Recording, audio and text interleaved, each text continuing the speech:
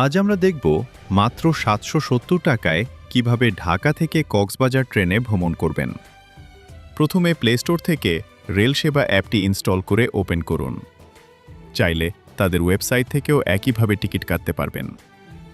এরপর রেজিস্টার বাটনে ক্লিক করে আপনার পূর্ণ নাম, মোবাইল নম্বর, জাতীয় পরিচয়পত্র নম্বর এবং জন্ম তারিখ দিয়ে একটি অ্যাকাউন্ট তৈরি করুন। আমার আগে থেকেই অ্যাকাউন্ট আছে, তাই আমি সরাসরি লগ ইন করছি।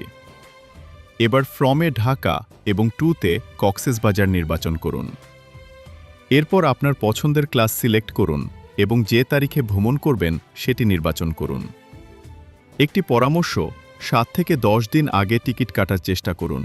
আর প্রতিদিন সকাল ৮টার দিকে নতুন তারিখের টিকিট উন্মুক্ত হয়, তাই এই সময় চেষ্টা করলে টিকিট পাওয়ার সম্ভাবনা বেশি থাকে। সব তথ্য দেওয়ার পর সার্চ ট্রেনে ক্লিক করুন। এরপর আপনার পছন্দের ট্রেন থেকে এস চেয়ার নির্বাচন করুন। তারপর কোচ বা বগি নির্বাচন করে সাদা রঙের খালি সিটগুলো থেকে আপনার পছন্দের আসন বেছে নিন। সবকিছু ঠিক থাকলে কন্টিনিউ পারচেজে ক্লিক করুন। আপনার মোবাইলে আসা ওটিপি দিয়ে ভেরিফাই করুন। শেষ ধাপে সব তথ্য আরেকবার মিলিয়ে দেখে আপনার সুবিধামতো পেমেন্ট অপশন নির্বাচন করে পেমেন্ট সম্পন্ন করুন। ব্যাস, আপনার ট্রেনের টিকিট কনফার্ম। এবার উপভোগ করুন ঢাকা থেকে কক্সবাজার রেলপথের মনোমুগ্ধকর সবুজ প্রকৃতি, ছোট ছোট পাহাড় আর অসাধারণ ট্রেন ভ্রমণের অভিজ্ঞতা। কমেন্টে জানাতে ভুলবেন না, আপনি কি কখনো ঢাকা কক্সবাজার ট্রেনে ভ্রমণ করেছেন?